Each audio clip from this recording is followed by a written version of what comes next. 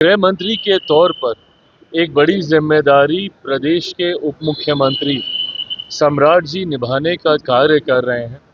ऐसे में आने वाले दिनों में और किस भूमिका में उनका मॉडल प्रदेश में दिखेगा, ये मुझे लगता है कि समय ही बताएगा। देखिए, ये गठबंधन के भीतर इन तमाम विषयों को लेकर बातचीत चल रही है।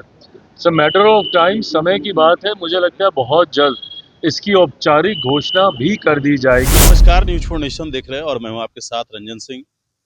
चिराग पासवान पटना पहुंचे हैं और पटना पहुंचते ही सम्राट चौधरी यानी कि सम्राट मॉडल की चर्चा बिहार में इन दिनों जोरों पर है।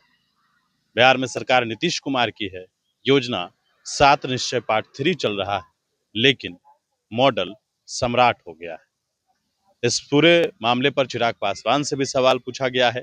साथ ही बिहार में अगला मुख्यमंत्री कौन होगा, चिराग पासवान ने यह कहा है कि एनडीए ने यह तय कर दिया है। जब पटना एयरपोर्ट पर पहुंचे हैं और क्या कुछ कहा है वो आप खुद सुनिए। प्रधानमंत्री जी बल्कि उनमें विश्वास रखने वाले उनके जितने समर्थक हैं, ये सबके लिए हर्ष और गर्व की बात है कि प्रधानमंत्री जी देश के एक ऐसे नेता बने हैं जिनको सबसे ज्यादा समय जन सेवा का मौका मिला। सरकार के शीर्ष नेतृत्व करते हुए उन्होंने जनता की सेवा में सबसे ज्यादा समय बिताने का काम किया। मैं मानता हूं कि ये उनके समर्थकों के लिए और हम सब के लिए ये गर्व की बात है। और अभी एक लंबा कार्यकाल उनको इसी सेवा भाव के साथ बिताने का मौका मिले, ऐसी कामना मैं अपनी तरफ से अपनी पार्टी लोक जनशक्ति पार्टी रामविलास की तरफ से करता हूँ। पश्चिम बंगाल की मुख्यमंत्री ममता बनर्जी, उन्होंने देश के प्रधानमंत्री नरेंद्र मोदी जी को घुसपैठिया कहा है। देखिए, अब चुनाव का समय है और ऐसे में भाषा की मर्यादा पुनः तार तार ना हो, इस बात का ध्यान रखने की जरूरत है। बिहार चुनाव में हम लोगों ने देखा कि किस तरीके से प्रधानमंत्री जी की मां तक को गाली दी गई।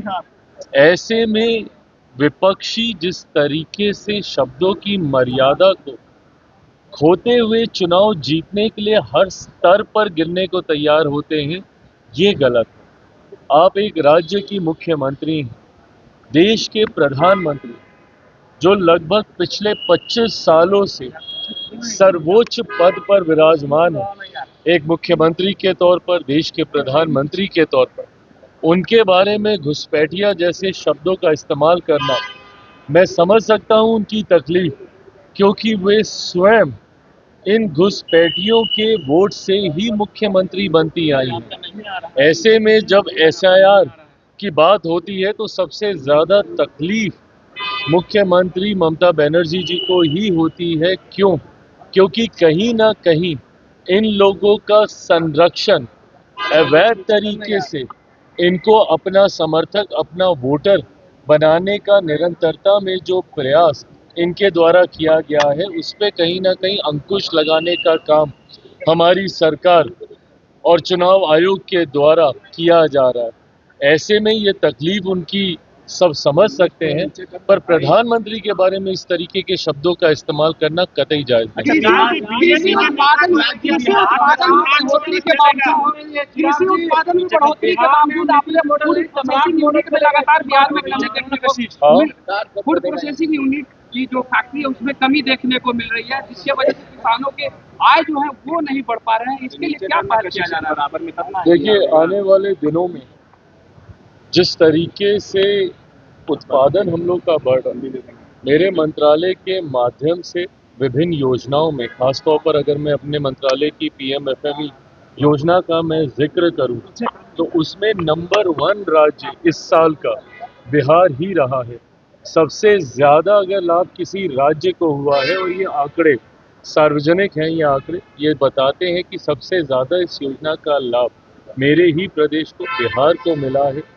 हम अलग अलग योजनाओं के माध्यम से भी, प्रधानमंत्री किसान संपदा योजना के माध्यम से भी इस बात का प्रयास कर रहे हैं कि ज़्यादा से ज़्यादा उद्योग बिहार में आए। साथ ही में जो इन्वेस्टर्स समिट हम लोग करते हैं उसमें जितने प्राइवेट प्लेयर्स हैं, जितने इंडस्ट्री लीडर्स हैं, उनको भी प्रोत्साहित किया जाता है कि वो ज़्यादा से ज़्यादा अपनी यूनिट हमारे राज्य में लगाने का काम करें, क्योंकि कृषि प्रधान राज्य है, उत्पादन ज़्यादा है।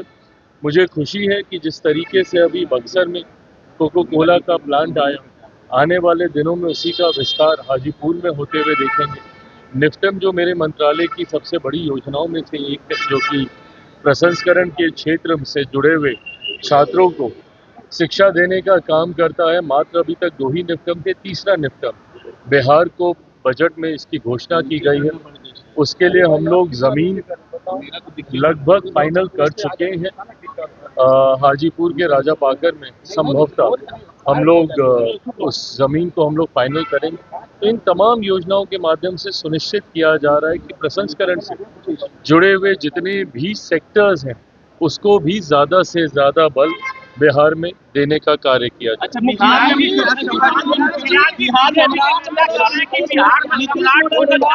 सम्राट मॉडल की बात हो रही है, सम्राट मॉडल अच्छा काम कर रहा है।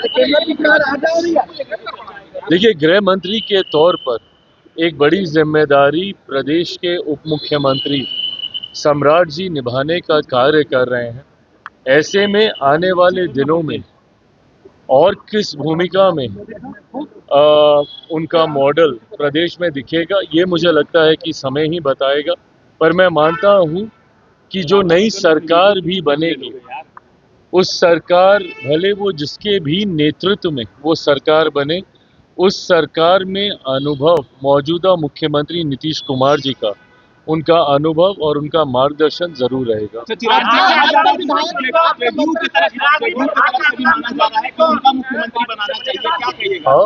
जेडीयू की तरफ से भी कहा यह जा रहा है कि मुख्यमंत्री अगर बनाया जाए तो जेडीयू से भी बनाया जाए, क्या?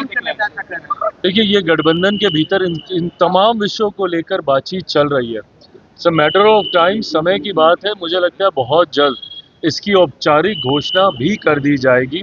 कौन मुख्यमंत्री होगा, किस दल से मुख्यमंत्री होंगे, कौन उप मुख्यमंत्री होंगे, इन तमाम विषयों को लेकर गठबंधन के 5 दलों के भीतर चर्चाएं ही नहीं, मोटा मोटी सहमति भी बन चुकी है। मुझे लगता है बहुत जल्द इसकी औपचारिक घोषणा कर दी जाएगी, बहुत जल्द उसकी घोषणा की जाएगी। जैसे मैंने कहा, गठबंधन के भीतर मोटा मोटी इसको लेके सहमति बन चुकी है, बहुत जल्द इसकी धमकी दी है, ईरान को कहा है कि हुर्मुज का गेट अगर नहीं खोला गया तो फिर ईरान को तबाह कर दिया जाएगा। देखिए, मुझे लगता है कि ये विदेशी कूटनीति का विषय है, इसमें बहुत ज़्यादा चर्चा करने का कोई मतलब नहीं है। हमारी सरकार हर विषय पर नज़र बनाए हुई है। इस बात को सुनिश्चित करने का प्रयास किया जा रहा है कि इस युद्ध की वजह से कम भारत में कोई ऐसी परिस्थिति उत्पन्न ना हो जिसकी वजह से लोगों को संकट हो।